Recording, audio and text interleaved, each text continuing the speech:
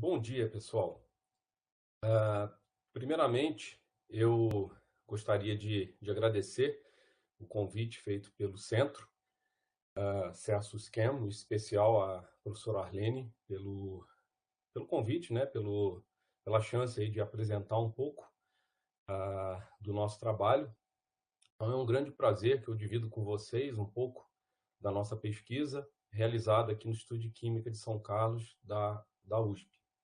A minha conversa com vocês hoje vai ser sobre a preparação de compostos carbonílicos alfa-funcionalizados a partir de ilídeos de enxofre.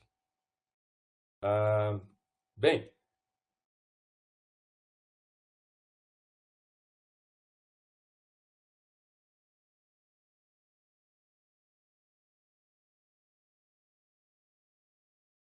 antes de entrar na palestra em si, eu gostaria de falar um pouquinho, de comentar com vocês das linhas de pesquisa, né, de nossos interesses aqui no Instituto de Química de São Carlos. Então, a gente vem trabalhando com novas metodologias envolvendo compostos diazocarbonílicos. Essa foi a primeira linha que nós iniciamos, junto com a parte de síntese total, tá? Com o intuito de preparar compostos, claro, interessantes e seus derivados para avaliação biológica. Depois nós entramos com a parte de novas metodologias envolvendo ilídio de enxofre, que é o que eu vou falar hoje para vocês. E, por último, a química de biomassas, basicamente síntese, né, de compostos com alto valor agregado, e também alguns estudos de degradação, né, do mecanismo de degradação da macromolécula de lignina. Mas hoje a gente vai ficar com a parte de ilídios de enxofre, onde eu começo falando inicialmente da parte de biomassa, que eu havia comentado, tá? Então, aqui rapidamente, só para vocês terem ideia do que a gente vem fazendo, tá? Basicamente utilizando ácido levulínico e levulinato de etila para estar preparando compostos com alto valor agregado. Então, aqui na síntese de polióis, por exemplo, a partir da valerolactona, que é preparada a partir do ácido levulínico, que a gente desenvolveu um método aqui para fazer a gama-valerolactona, usando ferro como catalisador, tá? E também a síntese, por exemplo, de ciclopentadienos a partir de levulinato de etilo. Então, essa é só para dar um pouco da ideia do que a gente vem trabalhando com a parte de biomassa, tá? A gente também recentemente publicou esse trabalho relacionado à síntese total do bruçonol da comaroviquinona, tá? Então, esses compostos, eles têm atividades contra doenças tropicais, né? Basicamente doença de Chagas, e nós estamos também num trabalho de colaboração com o professor Rafael Guido, da Física, onde os derivados do bruçonol já se mostraram também potentes contra a malária, tá? Então, essa mais ou menos é a parte que a gente trabalha envolvendo síntese total. E a parte de diazocarbonílicos, especialmente diazocetonas insaturadas, que é uma linha que a gente já explorou bastante, restam poucos trabalhos ainda no grupo. Tá? Bem, então vamos falar de ilídios de enxofre. Então nós temos, quando a gente fala de ilídio de enxofre, a gente fala de ilídios sulfônios e sulfoxônios. Tá? Se vocês olharem aqui, eles têm estruturas muito similares aos diazocarbonílicos, tá? Então, eles são equivalentes, surrogates de diázoos carbonílicos, mas, é claro, cada um com a sua peculiaridade.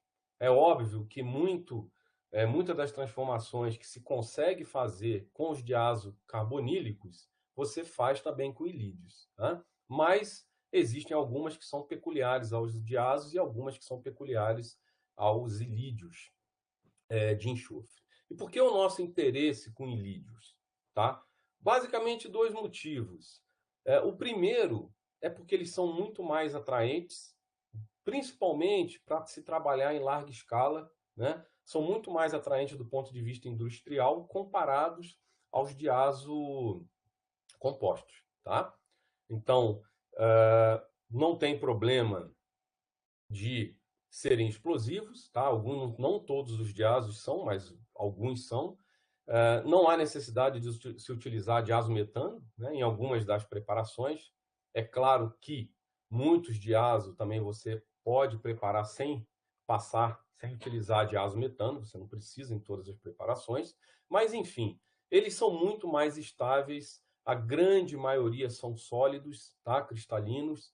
Então, do ponto de vista industrial, eles têm uma atração muito maior do que o diazo composto. Essa é uma das razões, tá? Não que a gente tenha encerrado nossos trabalhos com diazo, mas a gente está tentando, sempre que possível, substituir pelos ilídios de enxofre. Mas essa não é a principal razão, tá? Outra razão é a nova oportunidade que esses ilídios trazem para desenvolver novas metodologias, novos trabalhos, tá? Então tem muito espaço, tá? Além, claro, né, a gente conhece os ilídios de enxofre com aquelas reações clássicas de Johnson, Core e Tchaikovsky, onde você faz a partir de aldeídos e cetonas, nós fazemos epóxidos, né? A partir de carbonilados, alfabeto insaturados, a gente faz ciclopropano, rearranjo sigmatrópico 2,3, são as reações mais clássicas com ilídios. Só que nos últimos anos, vocês vão perceber que essa química tem sido bastante explorada e novas oportunidades estão surgindo para novas reações, novas transformações.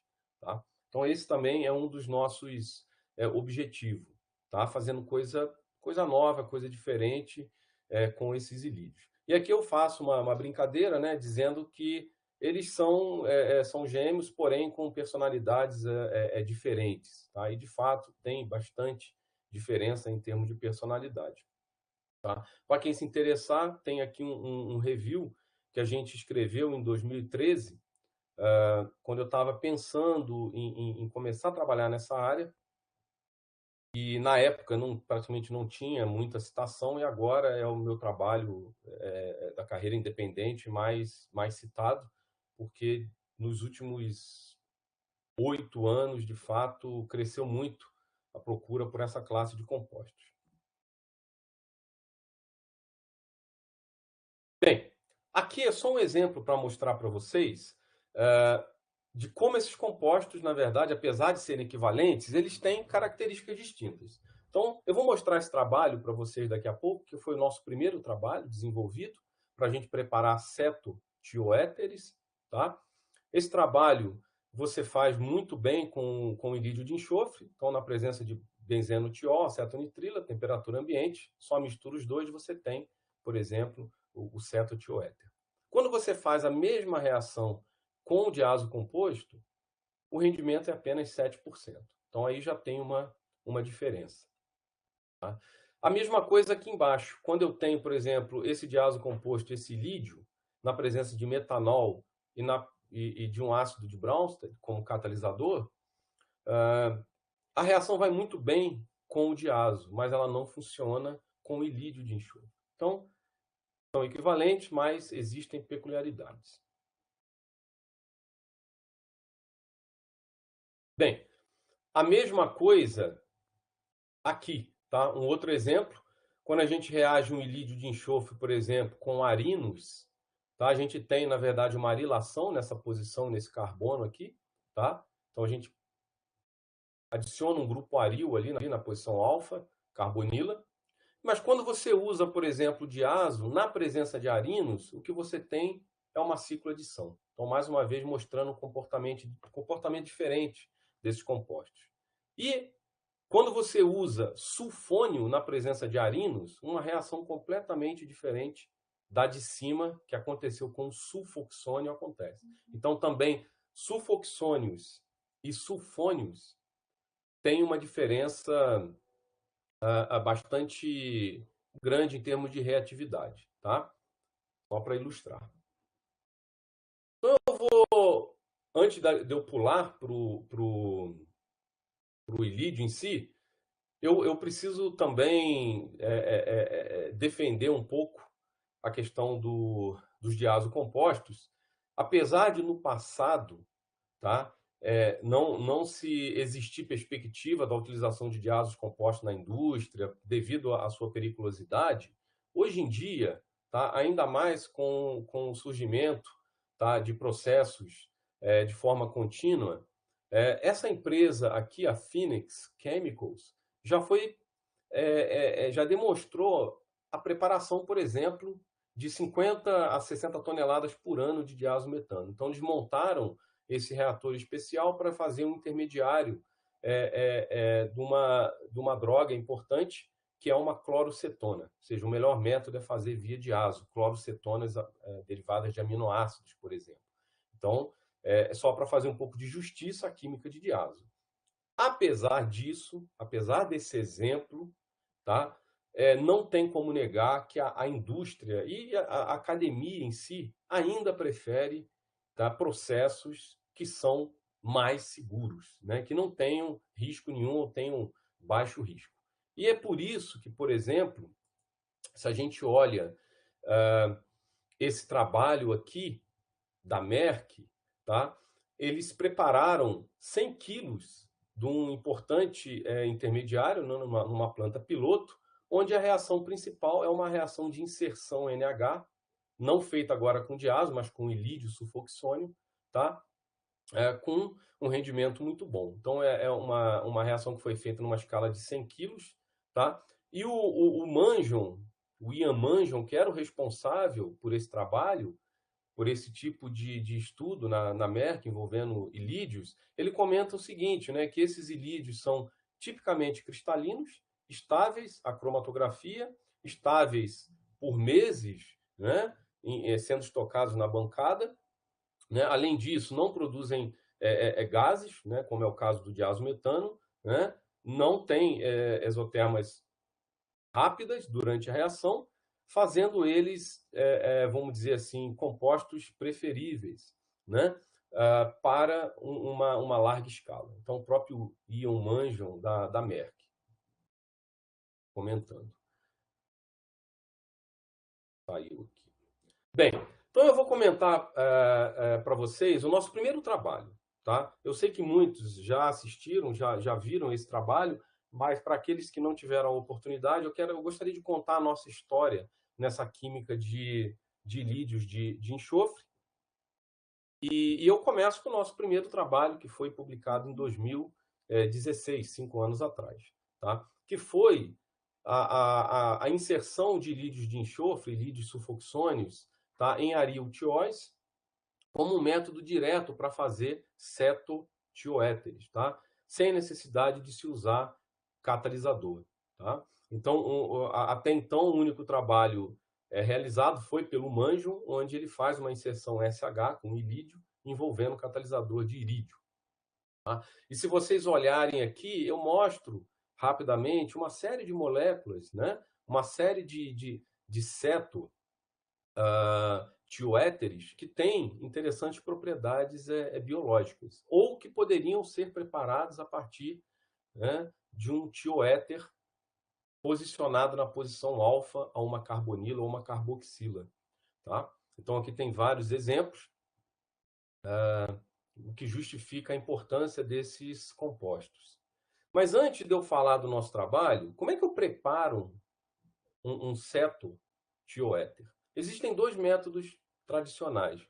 O mais comum é você pegar um ariltiol, desprotonar na presença de base e fazer uma reação de substituição nucleofílica com uma alucetona, por exemplo, um aloéster. Né? Aqui, olha, alguém pode estar perguntando, poxa, mas para que esse desenvolvimento aí dessa nova metodologia a partir de ilídios, se é muito mais fácil pegar um tiol na presença de base e reagir com uma alucetona? Depende.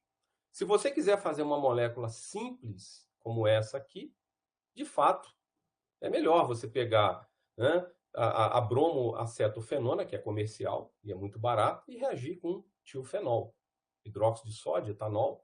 Tá? Então, de fato, depende da estrutura que você quer preparar. Agora, se você quer preparar estruturas mais complexas, aí eu vou mostrar para vocês alguns inconvenientes. Tá? Um outro método de se preparar é via inserção SH de diazos compostos. É super comum preparar, a reação funciona muito bem, mas envolve o uso de diazo compostos e, em geral, catalisadores de ródio, tá? Que não são, vamos dizer assim, tão acessíveis. Então, vamos lá para os problemas relacionados a esse método aqui, que a princípio é o método mais simples. Bem, não funcionou aqui a animação. Quando a gente olha para beta-cetotioéteres mais complexos, a gente tem que pensar que a gente vai precisar fazer uma alocetona. E nem sempre alocetonas são disponíveis comercialmente. Então, às vezes, você tem que preparar. Tá? E os métodos de preparação de alocetonas usam, muitas vezes, cloro, bromo, né, alosuccinimidas e outros, em geral, reagentes que não são muito amigáveis. Tá? Então, tem esse problema. Outro problema é que se você tem cetonas com hidrogênios alfa dos dois, né, dos dois lados, você pode ter problema com regioquímica, além de ter problemas de polialogenação. Então, quem já trabalhou com alocetonas pode atestar que não é fácil, tá? Muitas vezes até a purificação não é tão simples, tá? Então, existe esse problema. E aqui eu mostro um exemplo para vocês. Olha essa alocetona aqui, derivada de um aminoácido. O método melhor para preparar ela é via diazo composto. Tá? Inclusive, é o método que aquela indústria Phoenix utiliza. Então, você tem que pegar um aminoácido, proteger, fazer a diazocetona e jogar HCl. Tá? É o melhor método para fazer quando você tem, por exemplo, um centro estereogênico aqui, facilmente epimerizável. E olha a quantidade do número de etapas e passa pelo diazo composto. Tá? Outro inconveniente, quando a gente fala de reação de inserção SH, tá? É a possibilidade dela não ser seletiva. Então, uma coisa é fazer uma inserção SH com diazo, na presença de ródio, usando o tiofenol. Ok. Agora, quando eu quero usar compostos aromáticos com outras funções que podem competir com a inserção SH, como a NH, OH, ciclopropanação, né, você já começa a ter problemas. Tá? Então, tudo vai depender da estrutura que você quer preparar, né? E ambas as metodologias elas têm grandes limitações. Tá?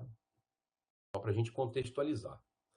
E qual foi a ideia para esse projeto aqui? Uma ideia relativamente simples, baseada também no trabalho da indústria. Olha como a indústria já há um bom tempo vem perseguindo os ilídeos de enxofre, principalmente os sulfoxônios. Então, esse trabalho da Bristol Myers, eles preparam uma clorocetona, que até então o melhor método era via diazo, a partir de ilídeos de enxofre.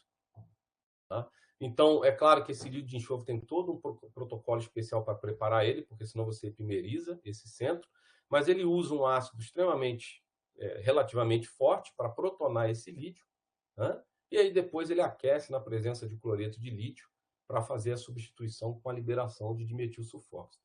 E aqui seria o que na época eu pensei.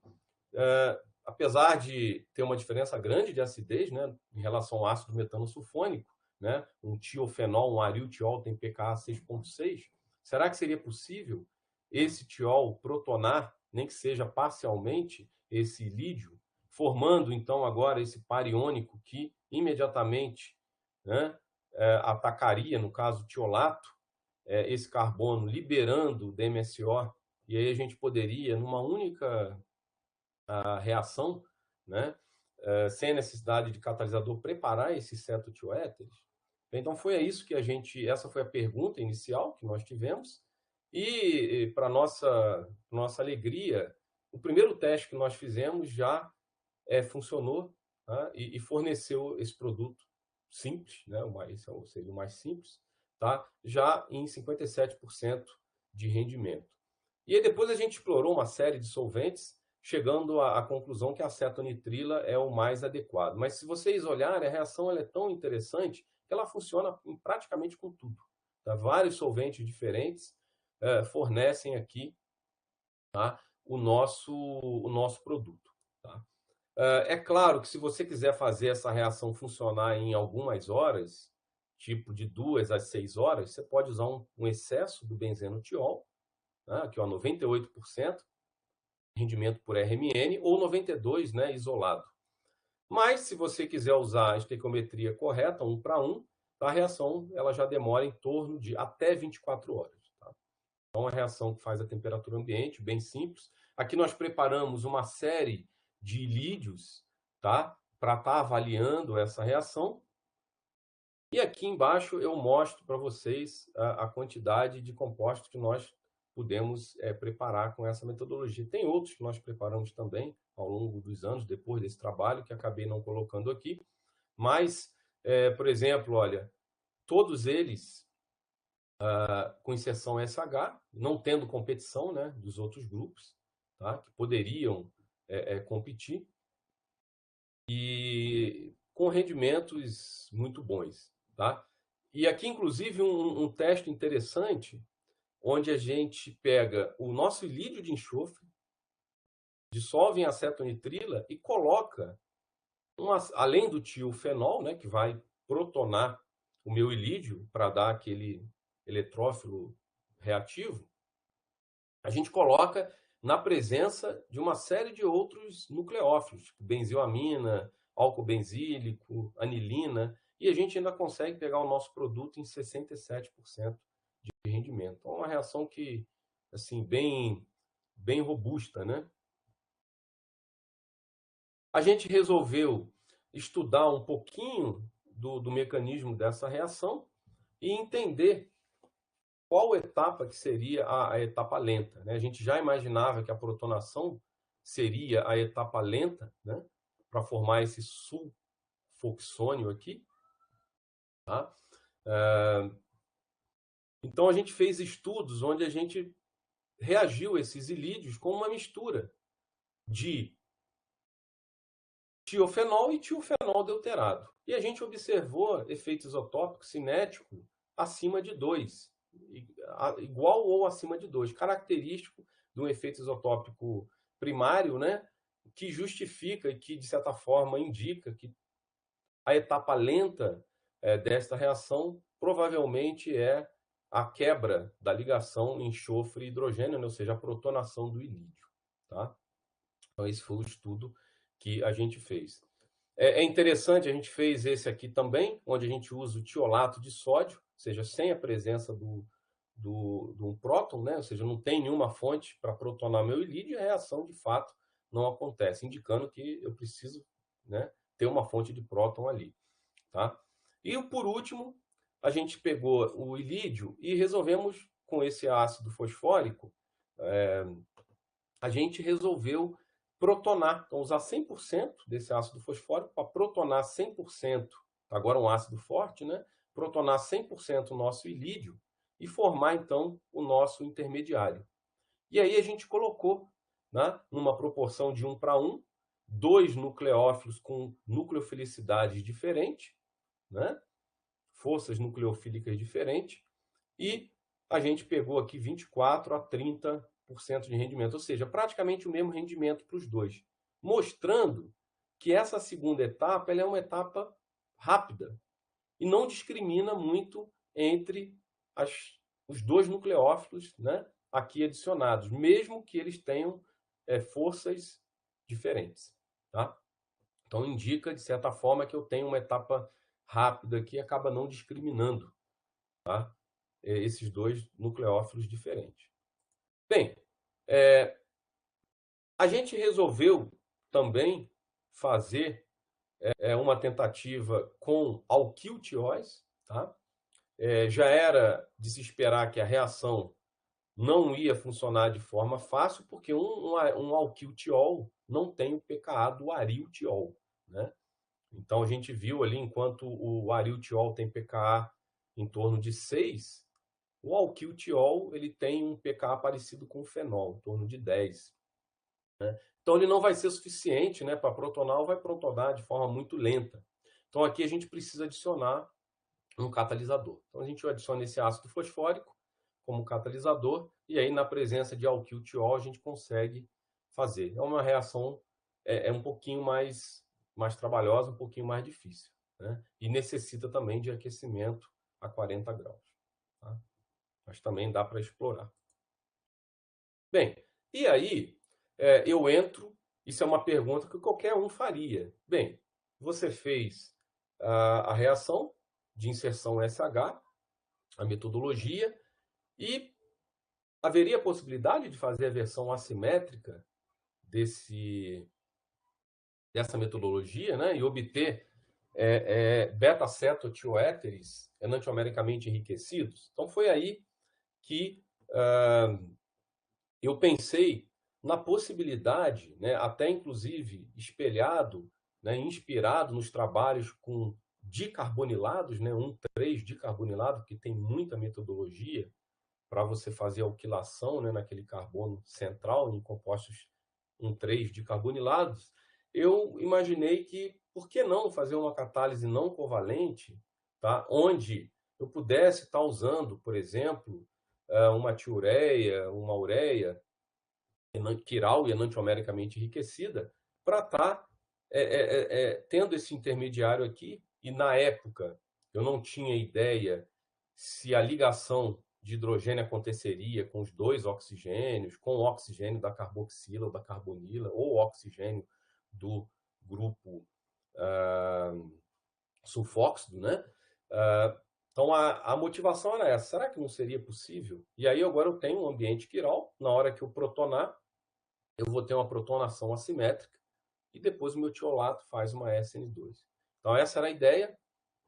Na época, a aluna que estava trabalhando com esse projeto, a Patrícia, ela tinha uma bolsa de pós-doutorado, tinha muito interesse em fazer um BEP, e eu tinha uma antiga colaboradora que tem uma larga experiência com organocatálise, vários organocatalisadores já prontos, e a gente resolveu fazer uma parceria.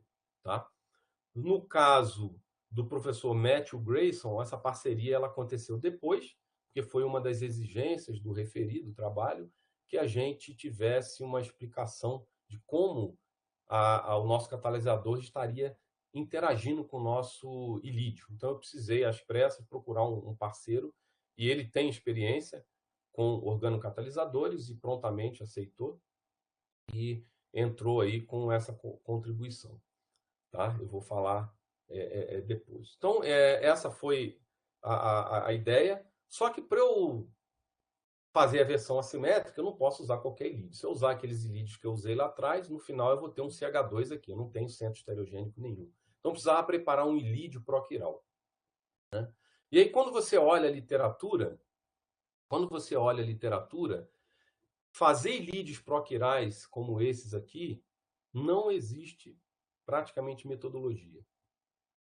Como que as pessoas preparam o ilídio proquiral?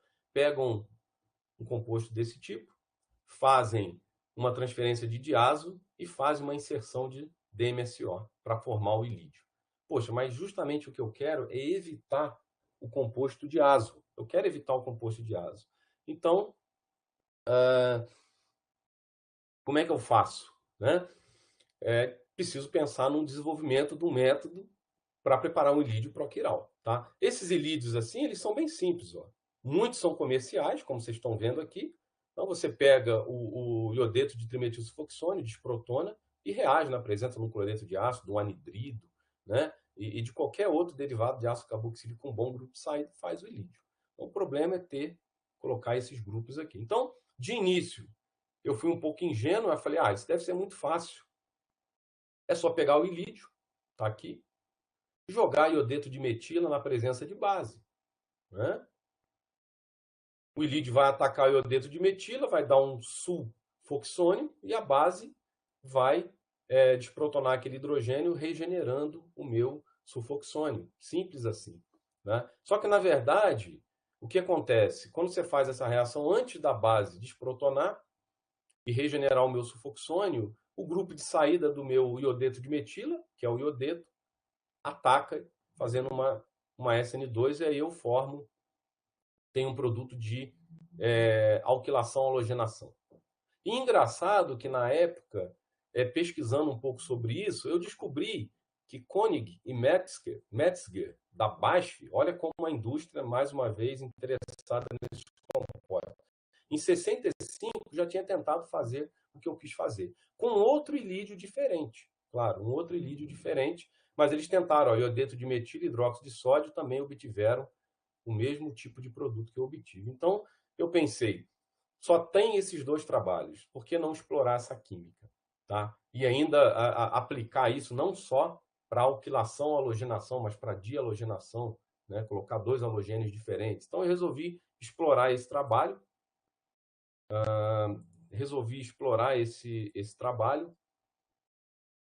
tá? E se a gente olhar aqui, rapidamente, como é que eu faço uma halogenação e uma alquilação alfa um composto carbonídrico? Geralmente eu faço em duas etapas. Eu faço a alquilação primeiro, depois eu faço a halogenação. A mesma coisa em relação à dihalogenação. Vocês podem ver, a grande maioria dos métodos, você faz uma halogenação, por exemplo, eu coloco um flúor, um cloro, depois eu coloco o outro halogênio. E com esse método, a gente poderia estar fazendo em uma única reação. Então, reage com aleto de alquila, eu coloco o R' e o X ao mesmo tempo. Reage com halogênio eletrofílico, na presença de um halogênio nucleofílico, eu consigo colocar os dois halogênios, usando essa química de ilídios de enxofre. Então, foi isso que a gente fez. Tá? Eu não vou entrar muito em detalhes aqui, mas a gente preparou também uma série de ilídios, tá? Com grupos aromáticos, grupos alquílicos aqui, e a gente reagiu com uma série de aletos de alquila, fazendo, então, as nossas halocetonas, tá? Que são difíceis, confesso que são difíceis em alguns casos, até de isolar, como eu comentei lá atrás, tá? Então, aqui, iodo, alquil, bromo, alquil, cloro, alquil. Então, a gente consegue fazer várias combinações, como vocês podem observar, tá? O mecanismo dessa reação a gente resolveu estudar um pouquinho também. Então, da mesma forma que a protonação, que eu comentei, que eu fiz com estudo de efeito isotópico, aqui da alquilação também. Então, a gente usou uma mistura de iodeto de metila e iodeto de metila deuterado. E a gente obteve um KH sobre KD de 0,86, que é típico de uma reação de SN2. Então, assim, mostrando para a gente que também, para esse caso específico, com iodeto de metila, provavelmente a etapa lenta é a alquilação, é a primeira etapa, né? A alquilação. Tá? E aqui, os detalhes estão, claro, no nosso trabalho, mas vocês podem ver que em alguns casos as halocetonas, né, não são obtidas em rendimentos altíssimos. Por quê? Porque uma vez que você alquila, você pode ter uma série de reações paralelas. Então, se você, por exemplo, fez a alquilação lá com iodeto de metila, né? O iodeto, claro, o caminho principal é ele atacar aqui, onde está marcado com A, e liberar DMSO, colocando um iodo aqui. Mas ele pode atacar essa metila, expulsar esse grupo aqui. É um bom grupo de saída da mesma forma que atacando desse lado, né? E ele pode também atuar como uma base, tá? Tirando esse hidrogênio e colocando uma dupla aqui com a eliminação de DMSO. E todos esses caminhos nós observamos para alguns casos, tá? Então, a reação ela não é tão simples quanto parece. Bem, nós exploramos também para halogênios diferentes. Então, aqui, até pelo interesse de flúor, né, em química medicinal, a gente usou Select Fluor. Tá? Podemos usar também outros halogênios eletrofílicos. Tá? Então, a gente usa, por exemplo, Select Fluor na presença de brometo de sódio, cloreto de sódio, iodeto de sódio, cloreto tetrabutilamônio, né? Vários halogênios nucleofílicos, né? vários ânions de halogênio. Então, segue um princípio parecido. O ilídio ataca o Select Fluor, o flúor eletrofílico. Eu vou gerar um sulfônio aqui, então o flúor entra. Eu vou ter agora um enxofre positivo que sofre uma substituição nucleofílica desse sal aqui. E aí eu adiciono então meu segundo halogênio, tá? Então, esse trabalho, ele acabou, o intuito era fazer o ilídio proquiral, mas ele acabou convergindo para uma metodologia diferente e bem explorada aí pela gente. Mas vamos voltar, então, aos ilídios proquirais. A gente precisava preparar os ilídios proquirais. Esses aqui são muito complicados, com grupos alquis. A gente está resolvendo isso agora no laboratório, tá? A gente já tentou alquilar de tudo que é forma, né?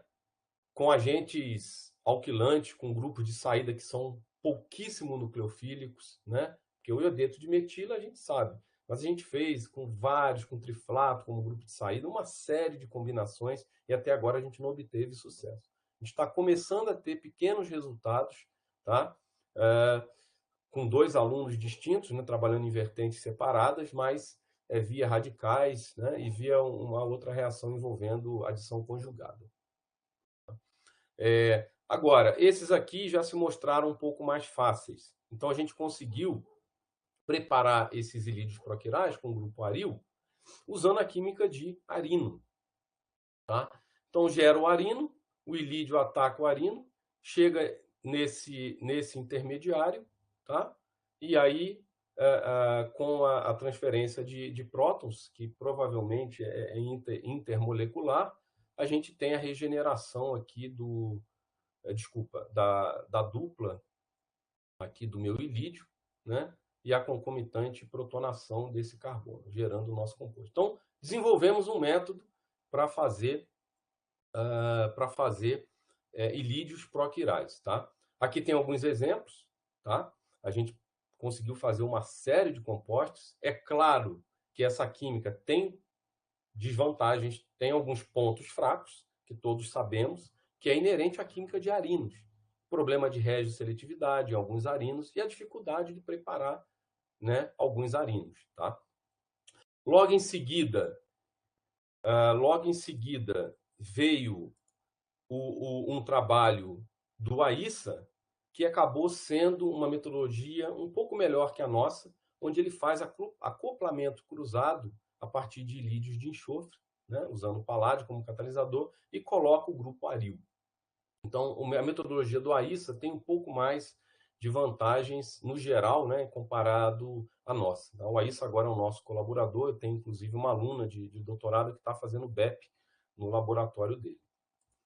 Bem, preparado então o ilídio, preparado o ilídio proquiral, vamos avaliar a reação de inserção SH assimétrica.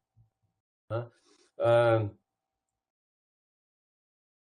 Patrícia, ela foi extremamente cuidadosa, tá? Avaliou uma série de organocatalisadores, tá? Avaliou também ácidos fosfóricos, mas aí, é claro, o mecanismo seria diferente, mas avaliou uma série de organocatalisadores, tá? E a gente chegou à conclusão que essa tioureia aqui, tá? Foi aqui no screening inicial, era a temperatura ambiente, nos deu o melhor excesso enantiomérico da inserção SH. Tá? Isso é um catalisador desenvolvido pelo Jacobsen, né? E a gente resolveu explorar essa reação. Então, após várias otimizações, a Patrícia chegou à conclusão que fazer a reação na presença do ilídio, tiofenol, 10% dessa tiureia, cloroforme a menos 28 graus Celsius, de 24 a 168 horas, foi a melhor condição para obter os melhores excessos enantioméricos. Tá? Então, uma vez eleito aí esse catalisador como melhor, a gente explorou, tá, uma série de tióis diferentes, com grupos doadores, né, de densidade eletrônica, grupos retiradores de densidade eletrônica, tá? Com excessos aí que variaram de 80 e pouco a 90. Tá? Depois a gente avaliou também os ilídios de enxofre, então a gente variou o ilídio, e aí no final a gente chegou à conclusão que os melhores ilídios eram ésteres contendo o grupo tricloroetil. Então esses ilídios eles forneceram para a gente, para a inserção SH, os melhores excessos aí acima de 90%. Tá? Então foi um trabalho onde a gente investigou bastante coisa, tanto na estrutura do ilídio, na estrutura do tiol, e fiquei muito feliz com a conclusão desse trabalho. Né? Essa parte de catálise assimétrica é muito trabalhosa, é cara, acaba, né, sendo um pouco dispendiosa, e quando você está tentando aplicar numa reação nova, o trabalho é triplicado. A gente fez alguns estudos de RMN para entender, tá? E aqui a gente tem os dois sinais, os dois NHs, né, por exemplo, da tiureia, que foi utilizada, e quando a gente coloca essa tiureia na presença do ilídio, tá, a gente tem uma mudança aí no padrão e no deslocamento químico desses hidrogênios aqui, indicando que a gente está interagindo de alguma forma com esse ilídio de enxofre. Tá? Esse aqui foi um trabalho feito pelo professor Matthew Grayson, tá? Que foi uma das exigências do referi, que seria a entender um pouquinho, ou dar uma ideia de como esse catalisador estaria interagindo. Então, aqui eu não vou entrar muito em detalhes, mas apenas apontar o seguinte: os estudos de cálculo, tá? Os estudos teóricos feitos pelo grupo do professor Grayson indicaram o seguinte, que na verdade a tiureia ela está interagindo apenas com o oxigênio, tá, do sulfóxido, e não com os dois oxigênios. Tá? Então, esse aqui é o estado de transição por enantiômero principal que a gente obteve, esse aqui por enantiômero minoritário. O que está desenhado aqui é a etapa de protonação. Então, eu vou protonar o meu ilídio, né? Então, eu vou ter uma protonação assimétrica e depois o tiolato faz uma inversão de configuração, tá? Para levar o produto com aquela configuração absoluta final observada. Tá? Então, aqui a proposta mecanística muda um pouquinho, né? Então, eu não tenho mais a tiureia interagindo com os dois oxigênios. Então, basicamente, eu tenho isso aqui, né?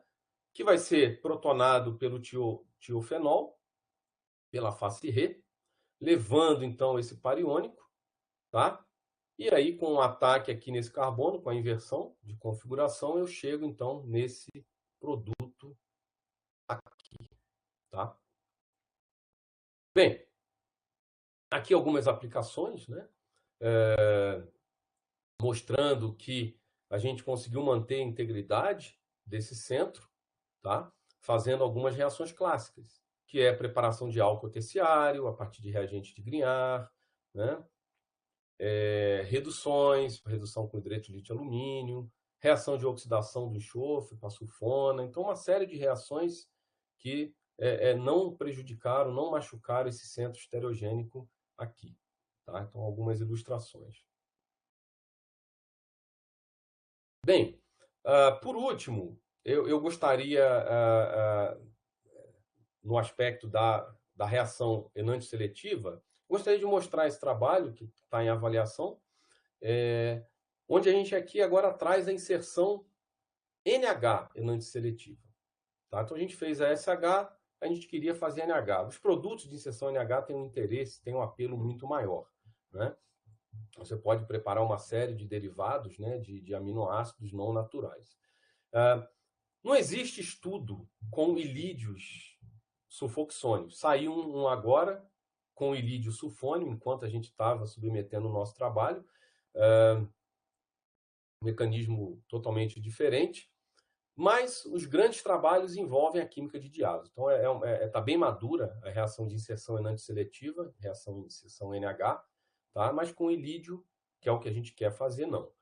Aqui tem uma diferença, porque a amina não tem acidez para protonar o meu ilídio como o tiofenol. Então, aqui a abordagem é diferente. Eu tenho que fazer via carbeno, tá? Tenho que fazer via carbeno. Claro que posso tentar fazer uma catálise ácida também, né? Protono e ilídio na presença da amina, mas é mais desafiador, porque aí o catalisador pode protonar a amina também. Então, não é tão simples. Então, a gente resolveu fazer via carbenos, usando, por exemplo, carbenos de cobre, que cobre é um metal barato, na presença de um organocatalisador. Então, uma catálise cooperativa, depois eu vou falar um pouquinho do mecanismo, tá? E aí a gente conseguiu, usando uma combinação de anilinas com esses ilídios, na presença de hexafluoroacetilcetonato de cobre e uma esquaramida, tolueno 60 graus, foi a melhor condição que a gente obteve. Alguém pode até estranhar, pô, mas 60 graus, se fizer a temperatura ambiente, não melhora esse excesso? Não. A gente já investigou tudo. Enfim, então aqui estão alguns exemplos, tá? Os excessos, eles são um pouco menores do que o que eu mostrei de inserção SH, tá? Porém, esses compostos, a grande maioria são sólidos e a gente, após uma recristalização, a gente consegue subir para 99 para 1, 99 para 1, 98 para 2, 99 para 1. Então, aqui tem alguns exemplos, 98 para 2. Tá? Então, a reação em si, ela está dando um excesso na faixa de 90 para 10, né? Ou seja, 80% de excesso é enantiomérico, mas após a recristalização a gente consegue melhorar isso. Então, esse foi o trabalho que a gente fez, aqui inicialmente variando, né, a anilina, o tipo de anilina utilizada, tá? E depois mudando um pouquinho a estrutura do ilídio também.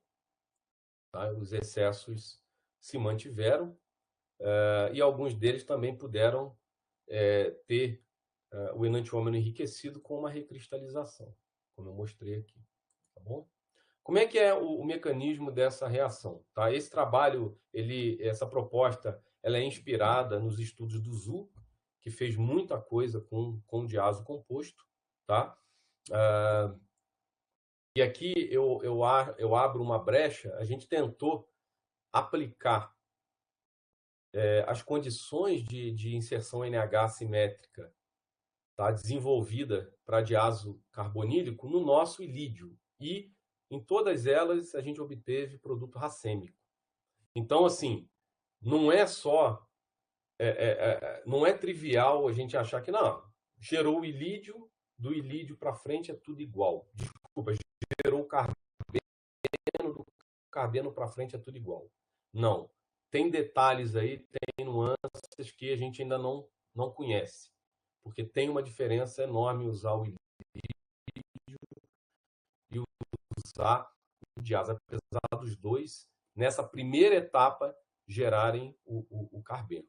Tá? Então, aqui a gente, na presença de cobre, a gente gera o carbeno de cobre. E eu tenho a formação desse ilídio de nitrogênio, tá? Que, por sua vez, é convertido, né? Aqui é só fazer um giro aqui nessa carboxila para baixo, botando a carbonila aqui para baixo, fica mais fácil, né, a transferência desse hidrogênio para a carbonila, tá? Então, o par de elétrons vem para cá, bota a dupla e aqui pega esse hidrogênio que está. É só girar que fica mais fácil. Dá um estado de transição de anel de 5, gerando então esse enol. E esse enol é que vai interagir com o meu catalisador. Tá? Então, esse grupo amino aqui, que é mais básico, ele vai desprotonar o hidrogênio do enol e esse par de elétrons da dupla do meu enol vai capturar o hidrogênio, esse NH aqui da esquaramida, que tem acidez bem acentuada na esquaramida quando você tem essas duas carbonilas complexadas com cobre. Tá? Isso tudo foi estudado pelo Zhu. Tá? Então, essa é uma proposta, uma sugestão. Claro que ainda precisa de estudos adicionais, tá? Para a gente entender. Então, como vocês podem observar, basicamente, a etapa que vai definir a estereoquímica é a protonação, né? A última etapa ali de transferência de próton. Tá? Bem, praticamente eu terminei. Eu queria rapidamente mostrar nos últimos minutinhos um trabalho recente, eu não vou detalhar, mas a gente agora está explorando também um pouco, ao invés de usar os cetosulfoxônios, né? A gente está explorando os aminosulfoxônios. Então, os aminosulfoxônios têm uma série de vantagens. Aqui a gente exemplifica, tá, a formação de um iminocarbeno, que você não consegue fazer diretamente a partir de um diazo. Você não consegue preparar um iminodiazo, porque imediatamente ele cicliza para o triazol. Então, você tem que preparar um triazol, tem que ser um triazol específico com grupo com sulfonamida, com grupo, né, sulfonil. E aí você trata com ródio, e aí você forma, tá? Você abre o triazol e acaba formando um imino metalcarbeno, mas não diretamente. Então, aqui a gente consegue, com o nosso imino sulfoxônio, a gente gera um metalcarbeno e a gente consegue aplicar. No nosso caso, a gente aplicou rapidamente, foi a única aplicação que a gente fez no laboratório, esse trabalho é recente, para a síntese de indóis. Tá? Então, a gente quer explorar um pouco essa química, até porque o nitrogênio ele é bem interessante para catálise assimétrica comparado ao oxigênio. Tá? Então, aqui só para mostrar rapidamente, a gente prepara esse, é muito similar, o cloreto de midoíla, da mesma forma que eu uso um cloreto de ácido para preparar o ceto, aqui eu uso um cloreto de midoíla, tá? Mas eu posso fazer também, a partir do ceto sulfoxônio, uma reação clássica de formação de imina na presença de cloreto de titânio, tá? Aqui, olha, um pequeno exemplo de como que tá? Esses sais, onde aqui é R1 e R2 é hidrogênio, tá? É um sólido bonito, amarelo, cristalino. Então, esses ilídeos são bem interessantes. Tá? Aqui, mostro rapidamente os ilídeos que foram preparados, iminosulfoxônios, e também mostro os indóis que foram preparados na presença do catalisador de irídio. Tá? Então, basicamente, foi isso. Eu não vou entrar aqui em detalhes, tá? Mas basicamente eu tenho a formação do meu metal carbeno, que eu posso representar por essa estrutura de ressonância, e aqui basicamente o que acontece é como se fosse uma alquilação de Friedel-Crafts. Então esse anel aromático ataca esse carbocátion aqui, tá? Como se fosse uma alquilação de Friedel-Crafts, e aí depois com protropismo a gente chega no indol, né? Com a saída, né, do metal, prototropismo, a gente chega no indol aqui desenhado. Tá? Não vou entrar muito porque eu já estou no final. E esse é o último slide, que é uma aplicação recente que a gente está fazendo, mais voltada para a química medicinal. Tá? Esse tipo de composto, contendo triazol na posição alfa, carbonila e flúor, eles têm atividade biológica interessante, principalmente contra câncer. Tá? Então, a gente está começando esse trabalho onde a gente conseguiu fazer, numa única reação, né? A gente faz esse triazol. Então, flúor eletrofílico, né? Na presença de azida, e em seguida a gente adiciona os reagentes para uma reação de click chemistry e a gente tem esse triazol numa única reação. Tá? A gente ainda está explorando, otimizando essa reação, mas esse é o último trabalho envolvendo essa química, vamos dizer assim, de lídeos que a gente está realizando no laboratório. Tem outros projetos também, mas estão bem no início. Tá? Inclusive, a utilização dessa química de lídeos de enxofre para fazer biopolímeros. Então, a gente está entrando biopolímeros, tá, derivados aí da biomassa. Tá? Então, é uma outra vertente também. Bem,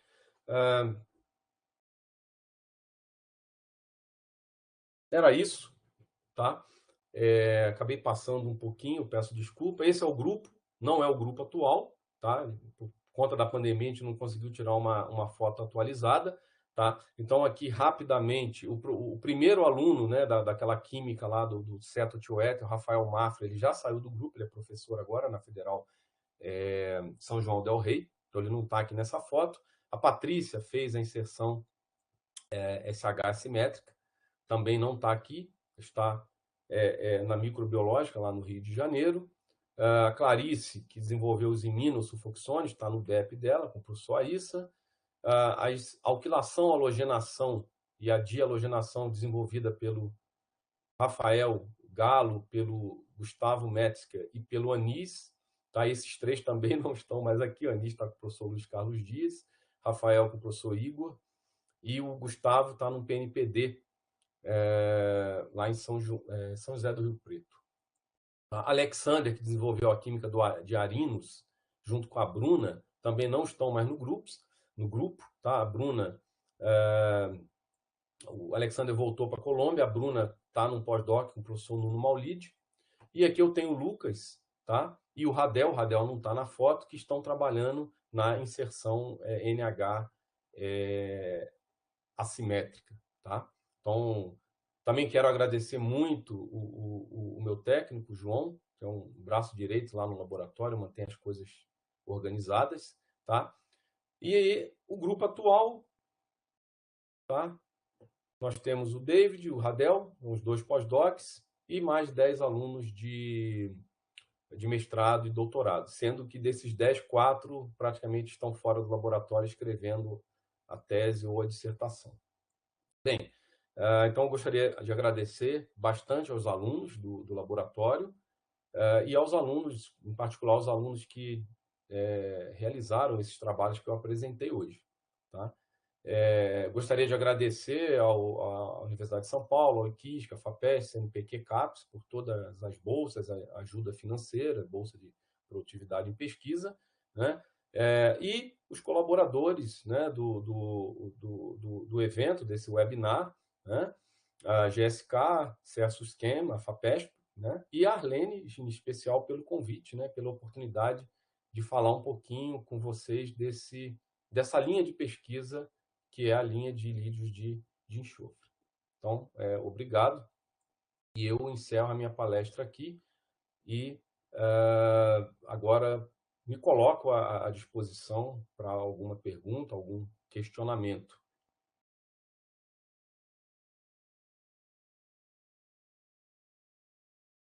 A professora Arlene, sim. Essa é uma limitação dessa versão assimétrica. A gente gostaria de ter achado um catalisador, vamos dizer assim, mais barato, mas infelizmente só com o catalisador do Jacobs em que a gente obteve esses resultados. E não é comercial, então a gente tem que sintetizar. Tá? Tem que sintetizar, tem que usar uma química de esparteína. De fato, não é tão barata, vamos dizer assim, tão direta a síntese desse catalisador. Tá?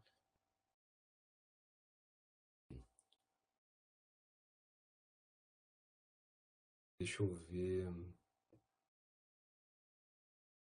A reciclagem ela é possível. A gente, obviamente, não consegue recuperar tudo. Ela é possível, a reciclagem desse catalisador, sim. A gente acabou não explorando tanto, porque a gente fazia numa escala bem pequena, mas é possível. O Jefferson fez uma pergunta aqui. Jefferson, vamos lá. Existem estudos envolvendo outros calcogenóxidos? Não. Tá? Eu cheguei a comprar, né, alguns reagentes para fazer um selenóis, né, e tentar avaliar naquela reação de inserção SH, no caso vai ser SEH, né, no caso.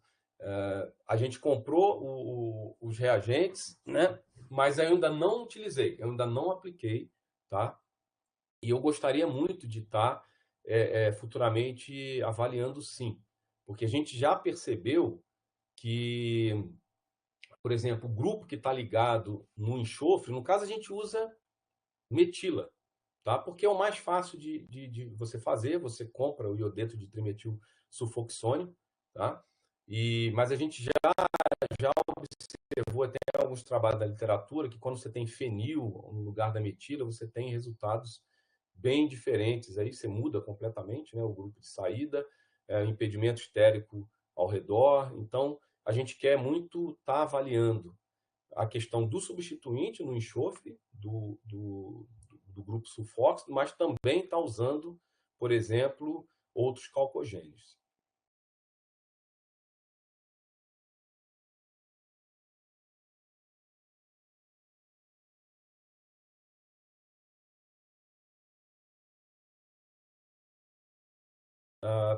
Pergunta do Álvaro, se a gente já tentou aproveitar o DMSO formado como síntoma para uma possível reação subsequente em um pote só. Não. Uma boa sugestão, mas não avaliamos ainda.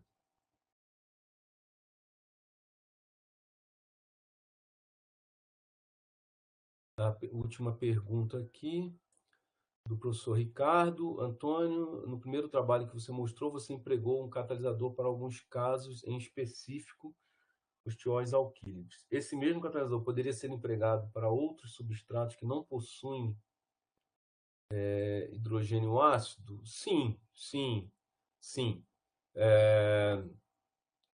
É possível, tá? A gente já está fazendo isso, por exemplo, com indóis. Tá? Esse é um trabalho que a gente está em parceria também com a professora Anita. Então, a gente consegue fazer com indóis. Então, você usa o ácido,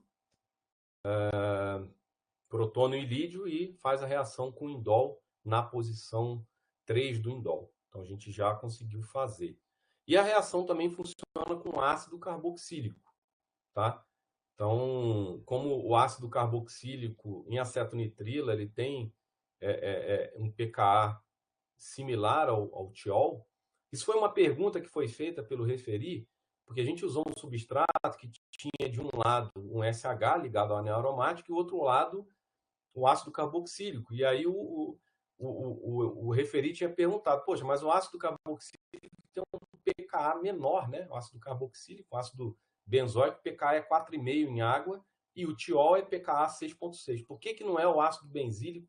Naquele caso, o ácido é maior do que a do ácido carboxílico. Né? Mas, assim, a gente já utilizou, sim, e o ácido carboxílico funciona. Ele próprio consegue também protonar o ilídio, e aí você tem a reação que seria o equivalente à inserção de oxigênio. Então, a gente está trabalhando nessas vertentes também. Inclusive, a do indol é a mais promissora em termos de excesso enantiomérico. Então, a gente está usando um ácido fosfórico quiral. Bem, então, se não há mais perguntas, eu gostaria de agradecer novamente a todos pela presença e agradecer novamente ao professor Arlene e o Celso Skem pelo convite. Tá?